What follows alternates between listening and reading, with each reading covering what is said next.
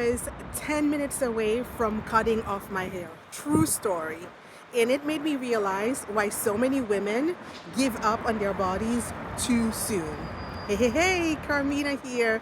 So this weekend, I took my braids out, and my hair, out of nowhere, became a tangled mess. I mean, clumped and matted.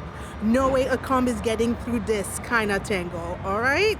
And I'm standing in my bathroom. I'm trying my best for a few hours to detangle that hot mess, but to no avail.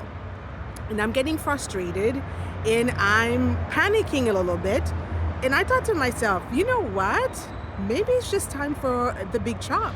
Because honestly, the scissors felt way easier than the fight I was going to have to put in order to detangle that glorious crown of knots. But before I did, I had one last thought.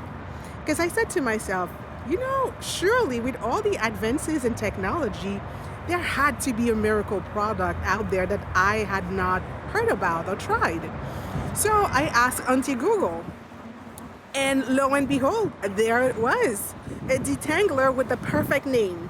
Not on my watch. So apparently I wasn't the only woman who had found herself staring at a tangled mess after taking out braids. Thank God for the internet, right? And luckily they sold it at CVS. So I wrapped up my hair best I could and I rushed to the store. And you're not gonna believe it, but I found the very last bottle. So I ran back home, poured what felt like the entire bottle on my head, and I grabbed my trusty Denman brush. And miracle of miracles, little by little, my entire head came undone. The thing that I was getting ready to cut off, it just needed the right tool. And I sat there realizing how close I came to doing something that was pretty drastic over a problem that wasn't actually impossible to solve. It only felt impossible because I had not explored all my options. And that's when it hit me. Most people don't give up because they're incapable of solving a problem.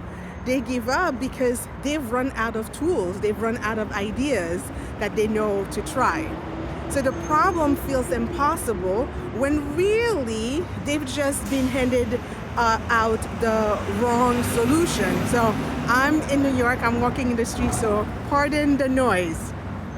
But that's the part I want you to sit with, because some of you have been telling yourself the exact same thing about your body that I was telling myself about my hair. That you've tried everything, that nothing works for you, that maybe it's just menopause, maybe you're too old, maybe that's just how your body is now. And listen, there is absolutely nothing wrong with accepting your body exactly as it is today. Acceptance is not pretending that everything is okay, right? Acceptance is seeing reality for what it is. It's saying, yes, this is where I'm at right now. Yes, this is my body today. Yes, I'm grateful for everything my body does for me, and I want it to be better, right? Acceptance doesn't mean that you're giving up on feeling and looking your best. It doesn't mean settling for low energy. It doesn't mean accepting that food noise is just part of your background now. It doesn't mean deciding that your best days are behind you. Like, you can appreciate where you are and still want more for yourself.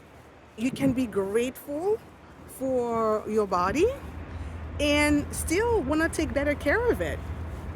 Both things can be true at the same time. So that's acceptance. Resignation, on the other hand, is different. Resignation says, well, I guess that's just how it's going to be. Nothing works for me. Why bother? I might as well give up. Acceptance empowers, encourages action, but resignation shuts it down. And I think a lot of women have mistaken acceptance, they have mistaken resignation for acceptance, rather. Simply because they've been disappointed so many times, and I completely understand that. But here's my thought for you. What if you're not stuck? What if you're simply trying to detangle with the wrong tool?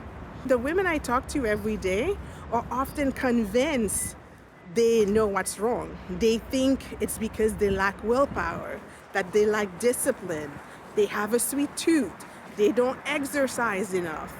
But more often than not, they are focusing on the wrong metabolic lever. Most women assume they need more discipline, that they need more motivation, that they need more self-control.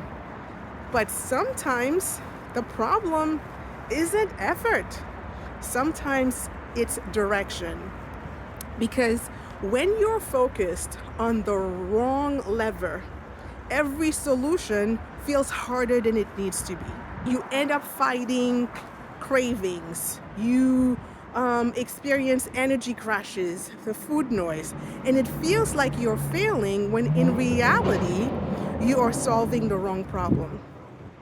And that's why I spend so much time helping women identify what's actually creating the biggest bottleneck for them.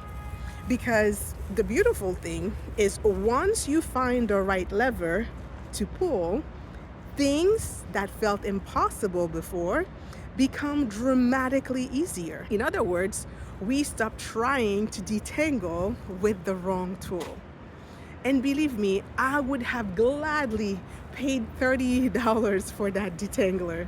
I probably would have paid $50 if I'm being honest.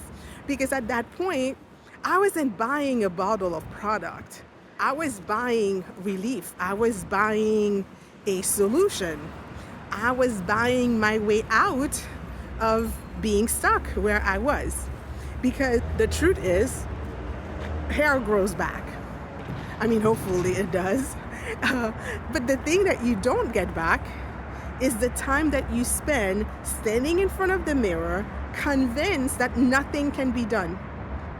And if you've been feeling stuck for a while now, I completely understand. It's such a frustrating environment because there's so many contradicting information out there.